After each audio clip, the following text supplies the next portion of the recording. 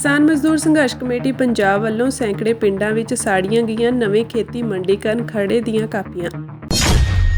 ਅਕਾਲੀ ਦਲ ਦਾ ਚਿਹਰਾ ਬਦਲਣ ਨਾਲ ਇਸ ਦੀ ਪੁਨਰ ਸੁਰਜੀਤੀ ਨਹੀਂ ਹੋਵੇਗੀ, ਦਲ ਖਾਲਸਾ ਦਾ ਬਿਆਨ। ਸੰਯੁਕਤ ਕਿਸਾਨ ਮੋਰਚਾ ਸਿਆਸੀ ਤੇ ਗੈਰ ਸਿਆਸੀ ਦੀ ਮੀਟਿੰਗ ਰਹੀ ਬੇਸਿੱਟਾ, 18 ਜਨਵਰੀ ਨੂੰ ਦੁਬਾਰਾ ਹੋਵੇਗੀ ਮੀਟਿੰਗ। एक पासे दिल्ली अंदोलन 2 ਨੂੰ ਚੱਲਦਿਆਂ 11 ਮਹੀਨੇ ਦਾ ਸਮਾਂ ਪੂਰਾ ਹੋਇਆ। ठीक ਉਸੇ ਦਿਨ ਹੀ ਲੋਹੜੀ ਦੇ ਤਿਉਹਾਰ ਮੌਕੇ ਕਿਸਾਨ ਮਜ਼ਦੂਰ ਸੰਘਰਸ਼ ਕਮੇਟੀ ਪੰਜਾਬ ਵੱਲੋਂ ਦੋਨਾਂ ਫੋਰਮਾਂ ਵੱਲੋਂ ਦਿੱਤੇ ਗਏ ਐਕਸ਼ਨ ਪ੍ਰੋਗਰਾਮ ਤਹਿਤ ਅੱਜ ਪੰਜਾਬ ਦੇ 15 ਜ਼ਿਲ੍ਹਿਆਂ ਦੇ ਸੈਂਕੜੇ ਪਿੰਡਾਂ ਵਿੱਚ ਹਜ਼ਾਰਾਂ ਕਿਸਾਨਾਂ, ਮਜ਼ਦੂਰਾਂ ਤੇ ਔਰਤਾਂ ਨੇ ਕੇਂਦਰ ਵੱਲੋਂ ਲਿਆਂਦੀ ਨਵੀਂ ਖੇਤੀ ਮੰਡੀਕਰਨ ਨੀਤੀ ਦੇ ਖਰੜੇ ਦਾ ਵਿਰੋਧ ਕਰਦੇ ਹੋਏ ਸੂਬਾ ਪ੍ਰਧਾਨ ਸੁਖਵਿੰਦਰ ਸਿੰਘ ਸਭਰਾ ਅਤੇ ਸੂਬਾ ਜਨਰਲ ਸਕੱਤਰ ਰਾਣਾ ਰਣਬੀਰ ਸਿੰਘ ਦੀ ਅਗਵਾਈ ਵਿੱਚ ਇਸ ਦੀਆਂ ਕਾਪੀਆਂ ਸਾੜੀਆਂ ਗਈਆਂ। ਇਸ ਮੌਕੇ ਆਗੂਆਂ ਨੇ ਕਿਹਾ ਕਿ ਇਹ ਖਰੜਾ ਲਿਆ ਕੇ 2020-21 ਦੌਰਾਨ 13 ਮਹੀਨਿਆਂ ਦੇ ਅੰਦੋਲਨ ਦੇ ਚੱਲਦਿਆਂ 750 ਤੋਂ ਵੱਧ ਕਿਸਾਨਾਂ, ਮਜ਼ਦੂਰਾਂ ਦੀ ਜਾਨ ਲੈਣ ਪਿੱਛੋਂ ਕੇਂਦਰ ਦੀ ਮੋਦੀ ਸਰਕਾਰ ਵੱਲੋਂ ਵਾਪਸ ਲਏ ਖੇਤੀ ਕਾਨੂੰਨਾਂ ਨੂੰ ਦੁਬਾਰਾ ਸਿੱਧੇ ਰੂਪ ਵਿੱਚ ਲਾਗੂ ਕਰਨ ਦੀ ਕੋਸ਼ਿਸ਼ ਕੀਤੀ ਹੈ। ਉਨ੍ਹਾਂ ਕਿਹਾ ਕਿ ਇਹ ਸਿੱਧਾ ਖੇਤੀ ਜਿਨਸਾਂ ਦੀ ਖਰੀਦ ਅਤੇ ਭੰਡਾਰਨ ਨੂੰ ਪੂਰੇ ਤਰੀਕੇ ਨਾਲ ਕਾਰਪੋਰੇਟ ਘਰਾਣਿਆਂ ਦੇ ਹੱਥੀਂ ਦੇਣ ਵਾਲੀ ਨੀਤੀ ਹੈ, ਜਿਸ ਨਾਲ ਆਉਂਦੇ ਸਮੇਂ ਵਿੱਚ ਕੱਚਾ ਮਾਲ ਤੋਂ ਲੈ ਕੇ ਪੱਕਾ ਮਾਲ ਤਿਆਰ ਕਰ ਅਤੇ ਪਰਚੂਨ ਵਪਾਰ ਤੱਕ ਤੇ ਕਾਰਪੋਰੇਟ ਦਾ ਕਬਜ਼ਾ ਹੋਵੇਗਾ ਅਤੇ ਕਿਸਾਨਾਂ ਦੀਆਂ ਫਸਲਾਂ ਕੋਡੀਆਂ ਦੇ ਭਾਅ ਖਰੀਦੀਆਂ ਜਾਣਗੀਆਂ। ਇਸ ਦੇ ਚੱਲਦਿਆਂ ਸਰਕਾਰੀ ਮੰਡੀ ਬੰਦ ਹੋ ਜਾਵੇਗੀ ਅਤੇ ਸਭ ਤੋਂ ਪਹਿਲਾਂ ਖੇਤੀ ਮੰਡੀ ਤੋਂ ਰੋਜ਼ੀ ਰੋਟੀ ਕਮਾ ਰਹੇ ਮਜ਼ਦੂਰਾਂ ਦਾ ਰੁਜ਼ਗਾਰ ਜਾਵੇਗਾ ਅਤੇ ਪਹਿਲੇ ਤੋਂ ਘਾਟੇ ਵਿੱਚ ਚੱਲਦੀ ਕਿਸਾਨੀ ਇਸ ਬੋਝ ਨੂੰ ਲੈ ਕੇ ਚੱਲਦੇ ਹੋਏ ਆਮ ਕਿਸਾਨ ਖੇਤੀ ਵਿੱਚੋਂ ਬਾਹਰ ਹੋਣਗੇ ਅਤੇ ਜ਼ਮੀਨਾਂ ਕਾਰਪੋਰੇਟ ਘਰਾਣਿਆਂ ਨੂੰ ਵੇਚਣ ਲਈ ਮਜਬੂਰ ਹੋ ਜਾਣਗੇ।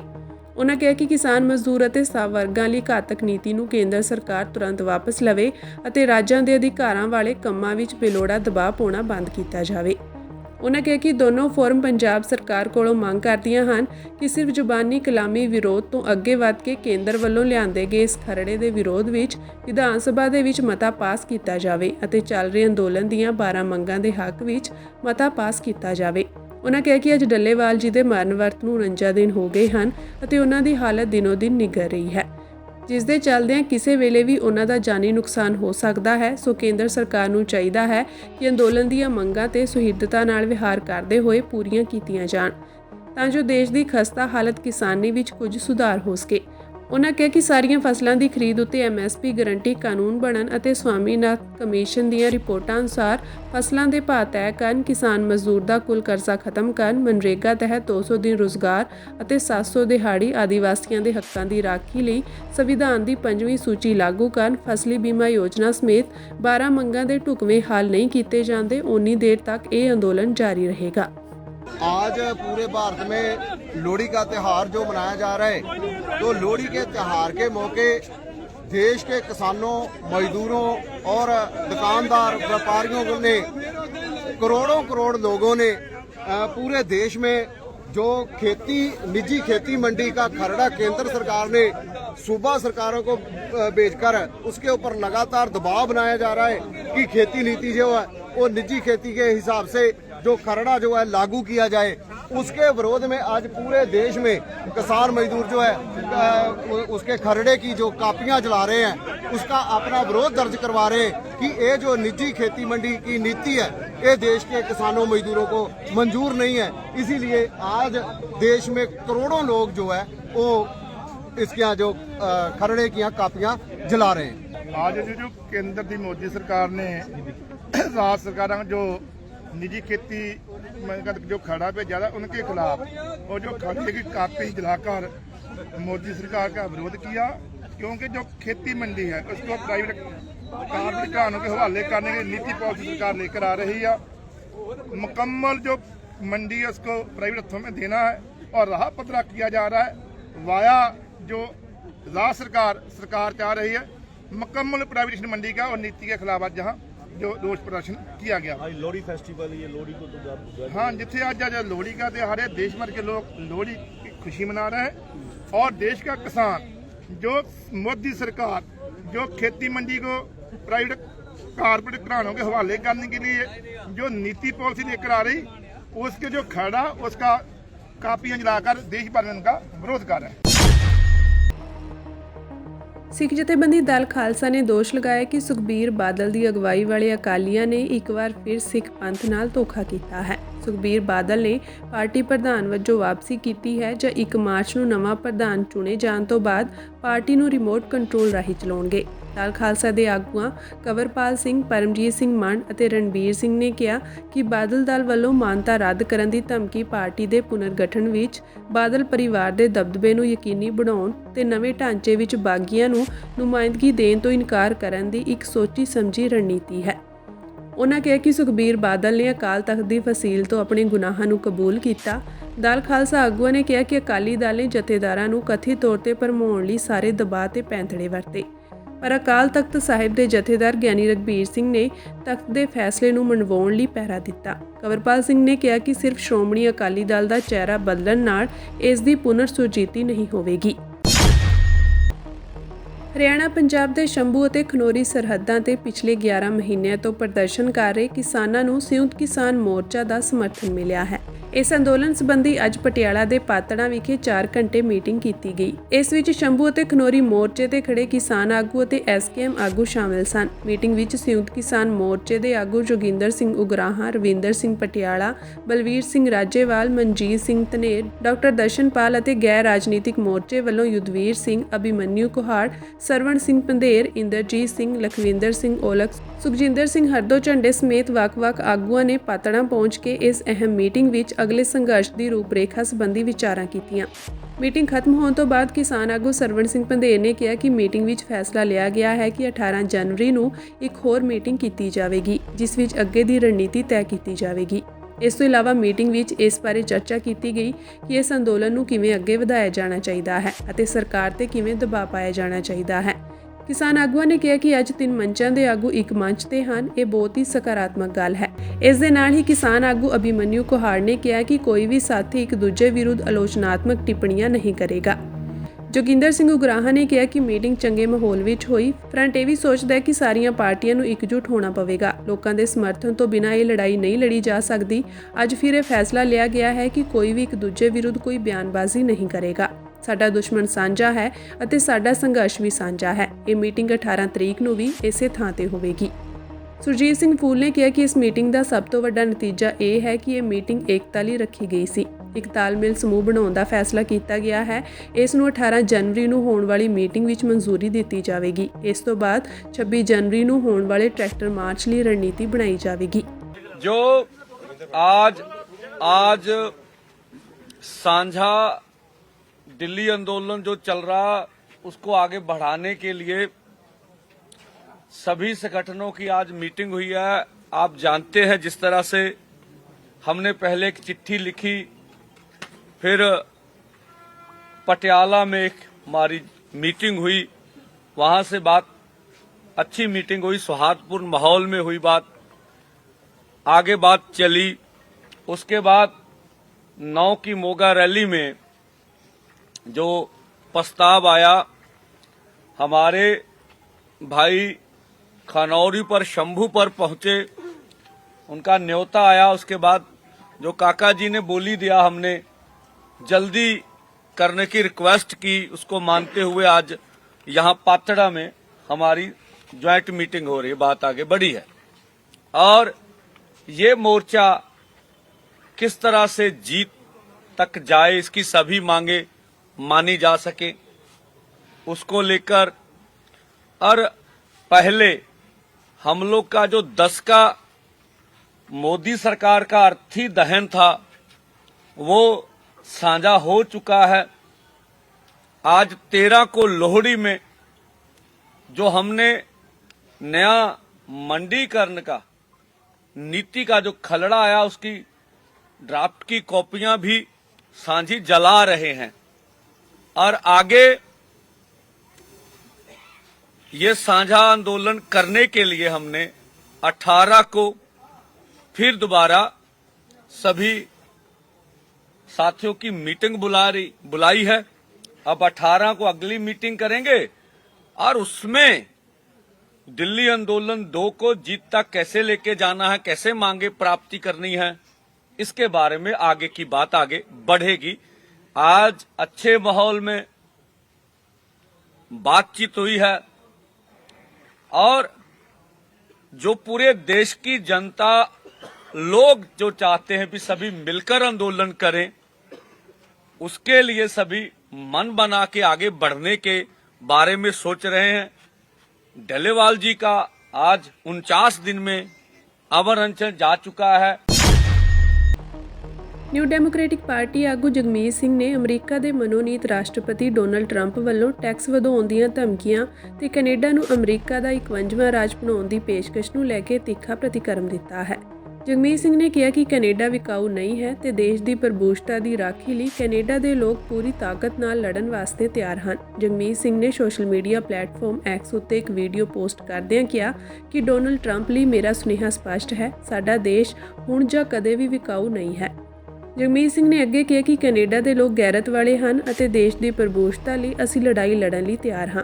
ਦੱਸਣਯੋਗ ਹੈ ਕਿ ਡੋਨਲਡ ਟਰੰਪ ਨੇ ਕੈਨੇਡਾ ਨੂੰ ਅਮਰੀਕਾ ਦਾ 51ਵਾਂ ਰਾਜ ਬਣਾਉਣ ਦਾ ਸੁਝਾਅ ਦਿੱਤਾ ਸੀ ਤੇ ਪ੍ਰਧਾਨ ਮੰਤਰੀ ਜਸਟਿਨ ਟਰੂਡੋ ਨੂੰ ਗਵਰਨਰ ਦੱਸ ਕੇ ਮਖੌਲ ਉਡਾਇਆ ਸੀ। ਇਸ ਦੇ ਜਵਾਬ ਵਿੱਚ ਜਗਮੀਤ ਸਿੰਘ ਨੇ ਕਿਹਾ ਕਿ ਜੇ ਟਰੰਪ ਸਾਡੇ ਨਾਲ ਆਡਾ ਲਾਉਣਾ ਚਾਹੁੰਦੇ ਹਨ ਤਾਂ ਉਹਨਾਂ ਨੂੰ ਇਸ ਦੀ ਵੱਡੀ ਕੀਮਤ ਤਾਰਨੀ ਪਵੇਗੀ। ਜੇ ਉਹ ਸਾਡੇ ਉੱਤੇ ਟੈਕਸ ਲਾਉਂਦੇ ਹਨ ਤਾਂ ਸਾਨੂੰ ਵੀ ਜਵਾਬ ਵਿੱਚ ਟੈਕਸ ਲਗਾਉਣੇ ਚਾਹੀਦੇ ਹਨ। ਉਧਰ ਪ੍ਰਧਾਨ ਮੰਤਰੀ ਜਸਟਿਨ ਟਰੂਡੋ ਨੇ ਕਿਹਾ ਸੀ ਕਿ ਕੈਨੇਡਾ ਤੇ ਅਮਰੀਕਾ ਦੇ ਰਲੇਵੇਂ ਦੀ ਸੰਭਾਵਨਾ ਨਹੀਂ ਹੈ, ਇਹ ਕਦੇ ਨਹੀਂ ਹੋਵੇਗਾ।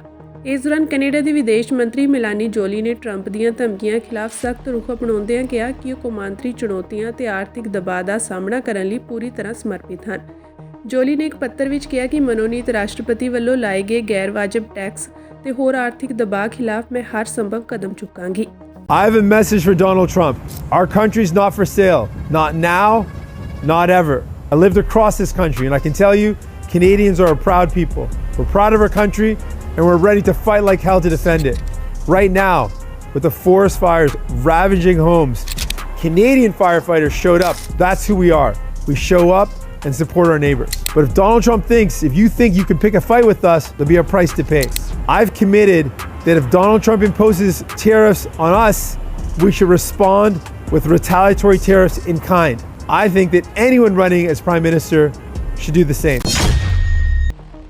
ਪਾਕਿਸਤਾਨ ਦੇ ਸਾਬਕਾ ਪ੍ਰਧਾਨ ਮੰਤਰੀ ਇਮਰਾਨ ਖਾਨ ਨੇ ਲਾਹੌਰ ਹਾਈ ਕੋਰਟ ਵਿੱਚ ਇੱਕ ਪਟੀਸ਼ਨ ਦਾਇਰ ਕਰਕੇ 9 ਮਈ ਦੀ ਹਿੰਸਾ ਨਾਲ ਜੁੜੇ 8 ਮਾਮਲਿਆਂ ਵਿੱਚ ਅਗਾਊਂ ਜ਼ਮਾਨਤ ਦੀ ਮੰਗ ਕੀਤੀ ਹੈ। ਜੇਲ੍ਹ ਵਿੱਚ ਬੰਦ ਖਾਨ ਨੇ ਆਪਣੀ ਪਟੀਸ਼ਨ ਵਿੱਚ ਦਲੀਲ ਦਿੱਤੀ ਹੈ ਕਿ ਉਹ ਘਟਨਾਵਾਂ ਸਮੇਂ ਇਸਲਾਮਾਬਾਦ ਵਿੱਚ ਕੌਮੀ ਜਵਾਬਦੇਹੀ ਬਿਊਰੋ ਦੀ ਹਿਰਾਸਤ ਵਿੱਚ ਸਨ ਅਤੇ ਉਹਨਾਂ ਨੂੰ ਰੰਜਿਸ਼ ਤਹਿਤ ਫਸਾਇਆ ਗਿਆ ਹੈ।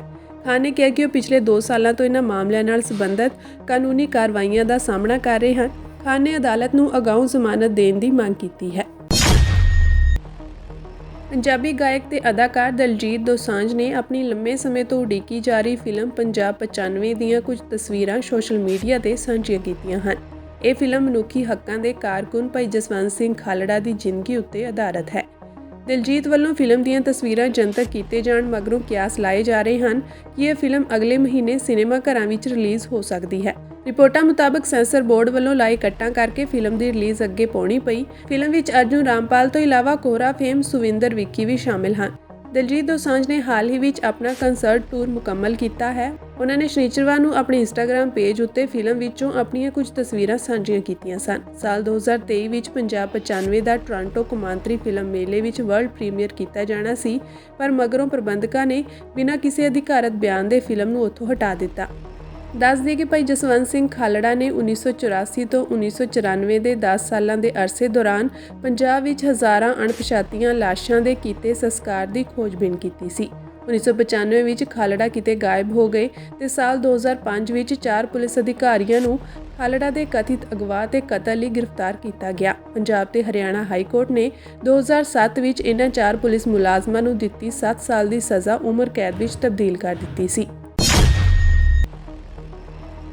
ਸ਼੍ਰੋਮਣੀ ਗੁਰਦੁਆਰਾ ਪ੍ਰਬੰਧਕ ਕਮੇਟੀ ਦੇ ਪ੍ਰਧਾਨ ਐਡਵੋਕੇਟ ਹਰਜਿੰਦਰ ਸਿੰਘ ਧਾਮੀ ਨੇ ਸ਼ਹੀਦ ਭਾਈ ਫੌਜਾ ਸਿੰਘ ਦੀ ਪਤਨੀ ਬੀਬੀ ਅਮਰਜੀਤ ਕੌਰ ਦੇ ਅਕਾਲ ਚਲਾਣਾ ਕਾਰਜਾਂ ਤੇ ਗਹਿਰੇ ਦੁੱਖ ਦਾ ਪ੍ਰਗਟਾਵਾ ਕੀਤਾ ਹੈ। ਐਡਵੋਕੇਟ ਧਾਮੀ ਨੇ ਕਿਹਾ ਕਿ ਪੰਥ ਦੋਖੀ ਨਕਲੀ ਨਿਰੰਕਾਰੀਆਂ ਵੱਲੋਂ ਸ੍ਰੀ ਗੁਰੂ ਗ੍ਰੰਥ ਸਾਹਿਬ ਜੀ ਪ੍ਰਤੀ ਕੀਤੇ ਜਾ ਰਹੇ ਕੂੜ ਪ੍ਰਚਾਰ ਨੂੰ ਰੋਕਣ ਲਈ 1978 ਦੀ ਵਿਸਾਖੀ ਵਾਲੇ ਦਿਨ ਸ਼ਹੀਦ ਭਾਈ ਫੌਜਾ ਸਿੰਘ ਨੇ 13 ਸਿੰਘਾਂ ਸਮੇਤ ਸ਼ਹਾਦਤ ਪ੍ਰਾਪਤ ਕੀਤੀ। ਧਰਮ ਲਈ ਸ਼ਹੀਦ ਹੋਣ ਵਾਲੇ ਭਾਈ ਫੌਜਾ ਸਿੰਘ ਤੇ ਉਹਨਾਂ ਦੇ ਪਰਿਵਾਰ ਦਾ ਸਿੱਖ ਧਰਮ ਅੰਦਰ ਵੱਡਾ ਸਤਿਕਾਰ ਹੈ। ਉਨ੍ਹਾਂ ਕਿਹਾ ਕਿ ਸ਼ਹੀਦ ਭਾਈ ਫੌਜਾ ਸਿੰਘ ਦੀ ਧਰਮ ਪਤਨੀ ਬੀਬੀ ਅਮਰਜੀਤ ਕੌਰ ਨੇ ਵੀ ਸਮਾਜ ਅੰਦਰ ਵੱਡੇ ਕਾਰਜ ਕੀਤੇ ਹਨ। ਬੀਬੀ ਅਮਰਜੀਤ ਕੌਰ ਦਾ ਸੰਸਾਰ ਤੋਂ ਚਲੇ ਜਾਣਾ ਪਰਿਵਾਰ ਅਤੇ ਸਿੱਖ ਸਮਾਜ ਲਈ ਵੱਡਾ ਘਾਟਾ ਹੈ। ਸ਼੍ਰੋਮਣੀ ਕਮੇਟੀ ਪ੍ਰਧਾਨ ਨੇ ਪਰਿਵਾਰ ਨਾਲ ਹਮਦਰਦੀ ਪ੍ਰਗਟ ਕਰਦਿਆਂ ਵਾਹਿਗੁਰੂ ਦੇ ਚਰਨਾਂ ਵਿੱਚ ਅਰਦਾਸ ਕੀਤੀ ਕਿ ਵਿਛੜੀ ਰੂਹ ਨੂੰ ਆਪਣੇ ਚਰਨਾਂ ਵਿੱਚ ਨਿਵਾਸ ਦੇਣ ਅਤੇ ਪਰਿਵਾਰ ਨੂੰ ਭਾਣਾ ਮੰਨਣ ਦਾ ਬਲ ਪ੍ਰਦਾਨ ਕਰ। ਇਸੇ ਦੌਰਾਨ ਸ਼੍ਰੋਮਣੀ ਕਮੇਟੀ ਦੇ ਮੁੱਖ ਸਕੱਤਰ ਸਰਦਾਰ ਕੁਲਵੰਤ ਸਿੰਘ ਮੰਨਣ ਨੇ ਵੀ ਬੀਬੀ ਅਮਰਜੀਤ ਕੌਰ ਦੇ ਚਲਾਣੇ ਤੇ ਦੁੱਖ ਦਾ ਇਜ਼ਹਾਰ ਕਰਦਿਆਂ ਪਰਿਵਾਰ ਨਾਲ ਹਮਦਰਦੀ ਪ੍ਰਗਟ ਕੀਤੀ। ਕਿਸਾਨ ਆਗੂ ਜਗਜੀਤ ਸਿੰਘ ਡੱਲੇਵਾਲ ਵੱਲੋਂ ਫਸਲਾਂ ਤੇ ਘੱਟੋ-ਘੱਟ ਸਮਰਥਨ ਮੁੱਲ ਦੀ ਗਰੰਟੀ ਸਮੇਤ 13 ਮੰਗਾਂ ਨੂੰ ਲੈ ਕੇ ਖਨੌਰੀ ਸਰਹੱਦ ਤੇ ਭੁੱਖ ਹੜਤਾਲ ਤੇ ਬੈਠੇ 49 ਦਿਨ ਹੋ ਗਏ ਹਨ। ਉਹਨਾਂ ਦੇ ਡਾਕਟਰਾਂ ਨੇ ਕਿਹਾ ਹੈ ਕਿ ਹੁਣ ਡੱਲੇਵਾਲ ਦਾ ਮਾਸ ਸੁੰਗੜਨਾ ਸ਼ੁਰੂ ਹੋ ਗਿਆ ਹੈ, ਜੋ ਕਿ ਚਿੰਤਾਜਨਕ ਸਥਿਤੀ ਹੈ। ਦੱਸ ਦੇ ਕਿ 49 ਦਿਨਾਂ ਤੋਂ ਮਰਨ ਵਰਤੇ ਬੈਠੇ ਡੱਲੇਵਾਲ ਦੀ ਹਾਲਤ ਖਰਾਬ ਹੈ। ਡਾਕਟਰਾਂ ਨੇ ਕਿਹਾ ਕਿ ਡੱਲੇਵਾਲ ਦੀ ਸਿਹਤ ਵਿਗੜ ਰਹੀ ਹੈ। ਉਹਨਾਂ ਨੂੰ ਪਹਿਲਾਂ ਹੀ ਬੋਲਣ ਵਿੱਚ ਮੁਸ਼ਕਲ ਆ ਰਹੀ ਸੀ, ਹੁਣ ਉਹਨਾਂ ਦਾ ਸਰੀਰ ਸੁੰਗੜਨਾ ਸ਼ੁਰੂ ਹੋ ਗਿਆ ਹੈ। ਡਾਕਟਰਾਂ ਨੇ ਕਿਹਾ ਕਿ ਇਸ ਦੀ ਭਰਪਾਈ ਦੁਬਾਰਾ ਨਹੀਂ ਕੀਤੀ ਜਾ ਸਕੇਗੀ। ਹਾਲਾਂਕਿ ਸਰਕਾਰੀ ਅਤੇ ਨਿੱਜੀ ਡਾਕਟਰਾਂ ਦੀ ਇੱਕ ਟੀਮ ਉਹਨਾਂ ਤੇ ਨਜ਼ਰ ਰੱਖ ਰਹੀ ਹੈ। ਪੰਜਾਬ ਸਰਕਾਰ ਨੇ ਪ੍ਰਦਰਸ਼ਨ ਵਾਲੀ ਥਾਂ ਦੇ ਨੇੜੇ ਇੱਕ ਅਸਥਾਈ ਹਸਪਤਾਲ ਅਤੇ ਐਂਬੂਲੈਂਸ ਤੈਨਾਤ ਕੀਤੀ ਹੈ ਤਾਂ ਜੋ ਕਿਸੇ ਵੀ ਤਰ੍ਹਾਂ ਦੀ ਅਣਸੁਖਾਵੀਂ ਸਥਿਤੀ ਨਾਲ ਨਜਿੱਠਿਆ ਜਾ ਸਕੇ। ਹਾਲਾਂਕਿ ਡੱਲੇਵਾਲ ਡਾਕਟਰੀ ਸਹੂਲਤ ਨਹੀਂ ਲੈ ਰਹੇ ਹਨ। ਇਸ ਮਾਮਲੇ ਦੀ ਸੁਣਵਾਈ ਸੁਪਰੀਮ ਕੋਰਟ ਵਿੱਚ ਚੱਲ ਰਹੀ ਹੈ। ਪੰਜਾਬ ਭਾਜਪਾ ਦੇ ਪ੍ਰਧਾਨ ਸੁਨੀਲ ਜਾਖੜ ਭਾਵੇਂ ਲੰਮੇ ਸਮੇਂ ਤੋਂ ਸੂਬੇ ਦੀ ਰਾਜਨੀਤੀ ਵਿੱਚ ਸਰਗਰਮ ਨਹੀਂ ਹਨ, ਪਰ ਹੁਣ ਸੁਨੀਲ ਜਾਖੜ ਨੇ MSP ਤੇ ਬਿਆਨ ਦਿੱਤਾ ਹੈ, ਜਿਸ ਵਿੱਚ ਉਹਨਾਂ ਨੇ ਕਿਹਾ ਕਿ ਪੰਜਾਬ ਦੇ ਕਿਸਾਨਾਂ ਨੂੰ MSP ਦੀ ਕਾਨੂੰਨੀ ਗਰੰਟੀ ਨਾਲ ਨੁਕਸਾਨ ਹੋਵੇਗਾ। ਸੁਨੀਲ ਜਾਖੜ ਨੇ ਇੱਕ ਨਿੱਜੀ ਅਖਬਾਰ ਨੂੰ ਬਿਆਨ ਦਿੱਤਾ ਹੈ। ਉਹਨਾਂ ਨੇ ਕਿਹਾ ਕਿ MSP ਦੀ ਕਾਨੂੰਨੀ ਗਰੰਟੀ ਨਾਲ ਪੰਜਾਬ ਦੇ ਕਿਸਾਨਾਂ ਨੂੰ ਨੁਕਸਾਨ ਹੋਵੇਗਾ।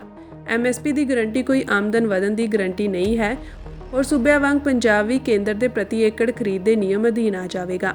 ਇੰਨਾ ਹੀ ਨਹੀਂ, ਉਹਨਾਂ ਨੇ ਕਿਹਾ ਕਿ ਸੂਬੇ ਦੇ ਕਿਸਾਨਾਂ ਨੂੰ ਮੌਜੂਦਾ ਪ੍ਰਣਾਲੀ ਤਹਿਤ ਮਿਲਦਾ ਵਿਸ਼ੇਸ਼ ਲਾਭ ਗਵਾਉਣਾ ਪਵੇਗਾ। ਸੁਨੀਲ ਜਾਖੜ ਨੇ ਕਿਹਾ ਕਿ ਵਿਧਾਨ ਸਭਾ ਇਜਲਾਸ ਦੌਰਾਨ ਪੰਜਾਬ ਦੇ ਸੰਦਰਭ ਵਿੱਚ MSP ਦੀ ਕਾਨੂੰਨੀ ਗਰੰਟੀ ਦੀ ਮੰਗ ਦੇ ਲਾਭ ਅਤੇ ਹਾਨੀ ਬਾਰੇ ਚਰਚਾ ਹੋਣੀ ਚਾਹੀਦੀ ਹੈ ਤਾਂ ਜੋ ਅੰਦੋਲਨਕਾਰੀ ਕਿਸਾਨਾਂ ਸਮੇਤ ਸਾਰਿਆਂ ਨੂੰ ਇਸ ਬਾਰੇ ਪਤਾ ਲੱਗ ਸਕੇ। MSP ਗਰੰਟੀ ਕੋਈ ਆਮਦਨ ਵਧਣ ਦੀ ਗਰੰਟੀ ਨਹੀਂ ਹੈ, ਜਿਸ ਦੀ ਪੰਜਾਬ ਦੇ ਕਿਸਾਨਾਂ ਲਈ ਕੋਈ ਹੱਲ ਨਹੀਂ ਹੈ। ਇਹ ਰੋਗ ਜਾਂ ਉਸ ਦੇ ਲੱਛਣਾਂ ਦਾ ਧਿਆਨ ਦਿੱਤੇ ਬਿਨਾਂ ਖੁਦ ਹੀ ਇਲਾਜ ਕਰਨ ਵਾਂਗ ਹੈ। ਮੇਰੇ ਵਿਚਾਰ ਨਾਲ ਕਾਨੂੰਨੀ MSP ਗਰੰਟੀ ਪੰਜਾਬ ਦੇ ਹਿੱਤਾਂ ਲਈ ਨੁਕਸਾਨਦੇਹ ਸਾਬਤ ਹੋਵੇਗੀ। ਉਹਨਾਂ ਨੇ ਆਪਣੀ ਗੱਲ ਜਾਰੀ ਰੱਖਦੇ ਹੋਏ ਕਿਹਾ ਕਿ ਪੰਜਾਬ ਅਤੇ ਹਰਿਆਣਾ ਦੇ ਕਿਸਾਨਾਂ ਨੂੰ ਕਣਕ ਅਤੇ ਝੋਨੇ ਦੀ ਖਰੀਦ ਤੇ ਕੇਂਦਰ ਵੱਲੋਂ MSP ਦਿੱਤੀ ਜਾਂਦੀ ਹੈ, ਪਰ ਕੌਮੀ ਪੱਧਰ ਤੇ MSP ਲਾਗੂ ਹੋਣ ਨਾਲ ਪੰਜਾਬ ਦੇ ਕਿਸਾਨਾਂ ਨੂੰ ਮੌਜੂਦਾ ਪ੍ਰਣਾਲੀ ਤਹਿਤ ਮਿਲਦਾ ਵਿਸ਼ੇਸ਼ ਲਾਭ ਗਵਾਉਣਾ ਪਵੇਗਾ। ਜੋ ਦੇਸ਼ ਭਰ ਵਿੱਚ MSP ਦੀ ਕਾਨੂੰਨੀ ਗਰੰਟੀ ਲਾਗੂ ਹੋ ਗਈ ਤਾਂ ਪੰਜਾਬ ਦੇ ਹੋਰ ਸੂਬਿਆਂ ਵਾਂਗ ਕੇਂਦਰ ਦੇ ਪ੍ਰਤੀ ਏਕੜ ਖਰੀਦ ਦੇ ਨਿਯਮ ਅਧੀਨ ਆ ਜਾਵੇਗਾ। ਉਹਨਾਂ ਕਿਹਾ ਕਿ ਅਸੀਂ ਅੱਜ ਜੋ ਮੰਗ ਕਰ ਰਹੇ ਹਾਂ ਉਸ ਤੋਂ ਅਲਰਟ ਰਹਿਣ ਦੀ ਲੋੜ ਹੈ, ਕਿਉਂਕਿ ਬਾਅਦ ਵਿੱਚ ਸਾਨੂੰ ਪਛਤਾਉਣਾ ਨਾ ਪਵੇ।